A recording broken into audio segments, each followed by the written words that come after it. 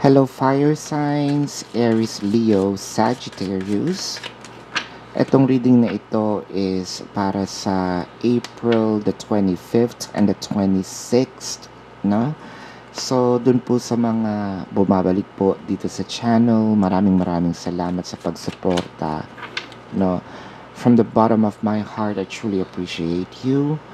Dun po sa mga bago, don't forget to click the subscribe button, smash the like button, comment below kung kayo nakaka-resonate. Click nyo na rin po ang notification bell, no, para ma-notify kayo every time tayo yung nagre-release ng bagong video. At kung gusto nyo sumali sa ating live session, sa kabilang channel po yun, Babaylan TV. So magandang balita kasi sumasagot na rin po ako ng yes or no question sa comment section. So basta ang format, ang question po ay answerable by yes or no. So, simulan na natin. Fire sign. So, nandito tayo sa nag-experiment tayo, no? Especially when it comes to love. Siguro, wala pang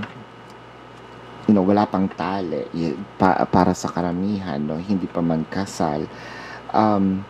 Nandito yung time na simulan natin dun sa mga bata and then paano tayo dun sa mga Gen Z or mga medyo bata-bata tapos pa-intense, no?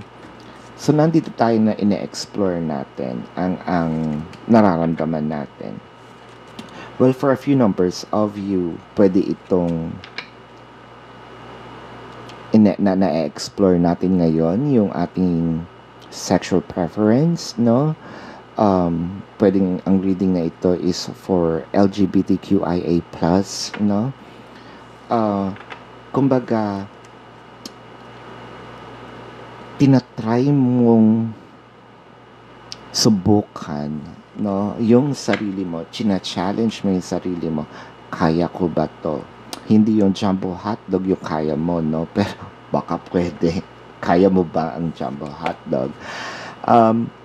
Pero kumbaga, ang nandito is, ito yung time para kilalanin ko yung sarili ko. Na doon sa mga hindi pa naman siya kasal, baka yung iba naman, parang gusto kong mag-explore, no? Try other fishes in the ocean, no? Sabi nga nila, there's a lot of fishes in the ocean. Baka ang nakikita ko is puro tuna, no? Try ko naman magpating, ayan. Pating talaga. Or salmon. No. Salmon kasi is, tama ba? Salmon is, tabang. I don't know. Well, reference natin is fishes. Alright. So, yung iba namang merong, ito yung masakit. Kung kailan ka nakatali, dun ka naman nag-e-explore. Ayan. Dun naman sa mga medyo seryoso, baka naman papunta na ito, no? Sa mga cohabitation, proposal, marriage, meron talaga magbabago, no? Fire signs. Now, let's see. When a Knight of Swords, Knight of Pentacles, the Queen of Wands. So, ano to? Bigla na lang nagising na I'm not happy in this situation anymore. So, pwedeng I'm not happy with the person, I will search for a new one, or I'm not happy dito sa dynamic namin kasi stagnant ako dito with a Page of Pentacles, no? So, hindi gumagalaw. So, ang gusto ko dito is mapunta ito into another level of commitment. So, pwedeng sabihin natin, gusto ko ng proposal, no? Living together, marriage, ayan. With the Tower, the Nine of Swords, the Nine of Pentacles. So, meron talaga ditong hindi na katulad ng dati. Hindi na yung saya, hindi na katulad ng dati. Medyo stressful na nga ngayon. Siguro boredom is also here.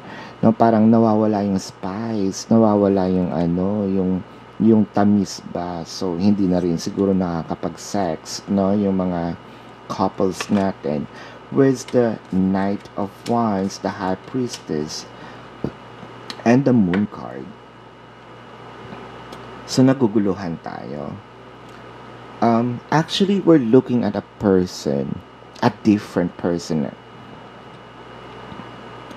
For those of you who wants to explore, baka meron ka ng mga crush, no?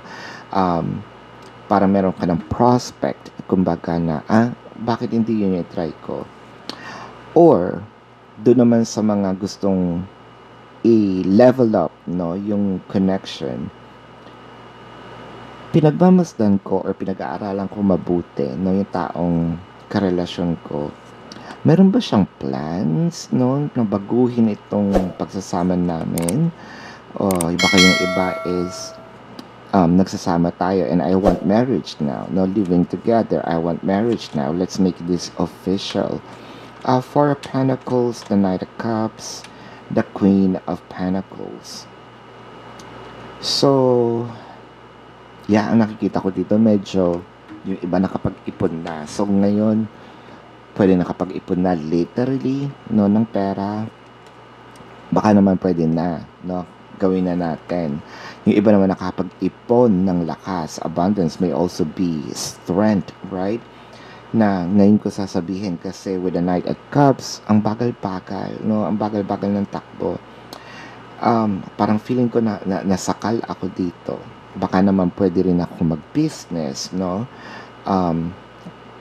Kailangan ko na rin, you know, magkaroon ng identity, hindi lang partner mo, 'di ba? Ganyan. With the Eight of Wands, the King of Cups, the Five of Pentacles. Ang ano dito, ang naging problema dito, someone cannot communicate, do not want to communicate, nahihiyang magsalita, naghihiyang magtanong. So parang let's leave it here, no? Siguro ito yung naging sitwasyon before, na parang nandito tayo sa situation na sige, okay na muna to.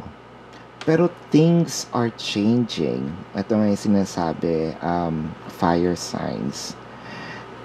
You know, the world is changing. Napag-iiwanan tayo ng panahon. Napag-iiwanan tayo talaga. Actually, baka yung mga kasama natin may anak na, no? Well, it's a parang no pressure nga naman. Yes, you're taking your time. Pero parang sa'yo, okay, this is my time. It's my time naman to experience things that I want to. Kumbaga matagal na rin akong nagsasacrifice, no? I think that from what I am seeing in here, medyo naguguluhan tayo how we can express this to our loved ones. Pakikinggan ka naman, no? Although ang responses hindi lang ganun ka-quick, hindi ganun kabilis, pero pakikinggan ka. I think it's much better to say it kung ano yung nararamdaman natin rather than yung kinikim-kim, di ba? So, eto muna ang iyong reading ngayon. Fire signs. Tingnan natin ang posibleng zodiac signs ng taong mahal mo, no? Water placements is very possible. Leo is also possible. Pisces is possible, no? Sagittarius. So, Leo, Sagittarius, baka kapwa fire signs ito, no? So, ito ang iyong reading for now. Para po dun sa mga bumabalik, again, maraming salamat. I truly appreciate you guys. Dun po sa mga bago, don't forget to click the subscribe button, smash the like button, comment below, and join our live sessions. Comment nyo po ang inyong yes or no questions. Love and light. Namaste. See you po sa susunod na reading. Goodbye.